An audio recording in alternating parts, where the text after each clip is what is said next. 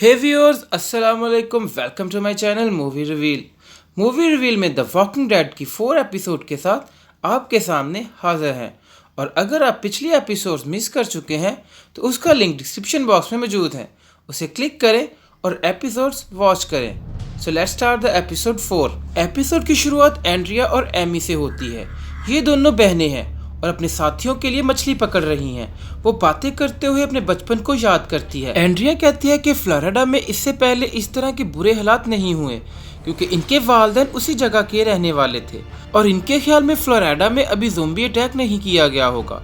दूसरी तरफ del wagon के ऊपर से चारों तरफ नजर रखे हुए था।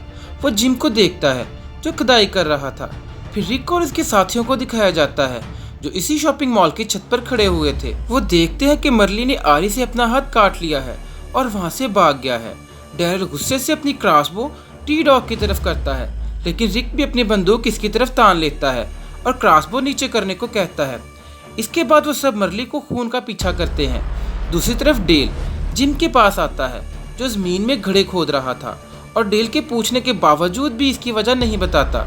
फिर रिक और बाकी साथियों को दिखाया जाता है।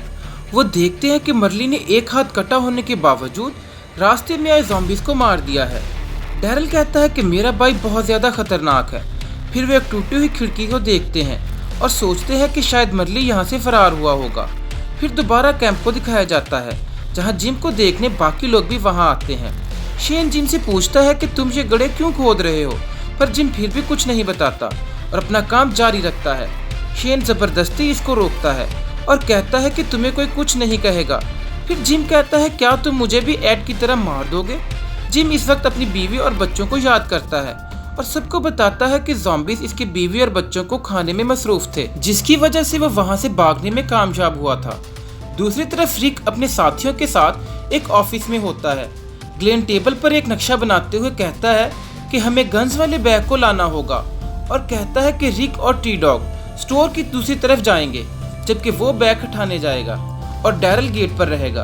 फिर प्लान के मुताबिक ग्लेन बैग उठाकर वापस आ रहा होता है जबकि ज़ॉम्बीज इसको सूंघ कर इसकी तरफ बढ़ते हैं। एक लड़का जिसका नाम मिकोबेल था डैरल की तरफ बढ़ता है, पर डैरल अपनी क्रॉसबो से इसको रोकता है। डैरल उससे अपने भाई के बारे में पूछता है जबकि मिकोबेल मदद के लिए पुकार रहा होता है। रिक और टी डॉग को भी मिकोबेल के चीखने की आवाज़ सुनाई देती है। वो दौड़कर इसकी तरफ जाते हैं। दूसरी तरफ डैरल के ऊपर 2 और आदमी हमला कर देते हैं क्योंकि वो भी वहाँ रिक वाले बैग को लेने आए थे। तभी ग्लेन बैग और रिक के हेड के साथ वहाँ पहुँचता है। वो आदमी ग्लेन से बैग छीन लेता है जबकि डैरल अपनी क्रॉसबो से एक तीर एक लड़के को मारता है और बैग इसके हाथ से गिर जाता है। वो दोनों लड़के ग्लेन को पकड़ लेते हैं और अपने साथ ले जाते हैं जबकि दूसरे ग्रुप का एक साथी रिक पकड़ लेता है।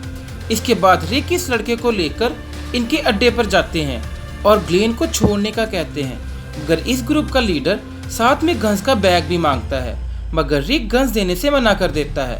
वो सब एक दूसरे पर गन्स तान लेते हैं। तभी वहाँ पर एक बूढ़ी औरत आती है। वो बूढ़ी औरत ग्रुप लीडर्स की ग्रैंड मदर होती है। वो औरत रिक की पुलिस यूनिफॉर्म को देखती है और कहती है कि वो इन लोगों को कुछ ना कहे क्योंकि उसे उनकी ज़रूरत है। रिक उसको कहता है कि हमारा एक साथी इनके पास है। वो बूढ़ी औरत रिक को अपने साथ लेकर एक नर्सिंग होम में जाती है।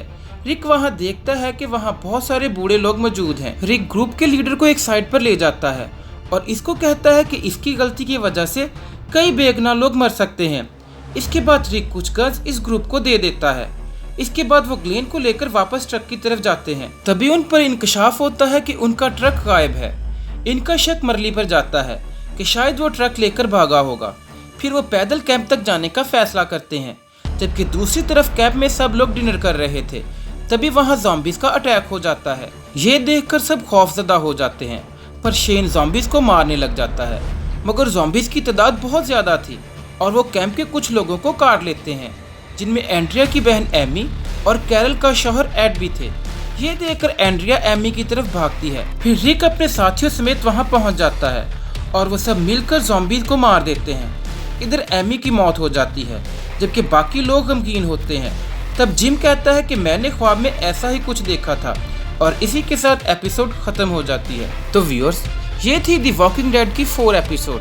कैसी लगी आपको आज की एपिसोड? कमेंट में बताना मत भूलिएगा।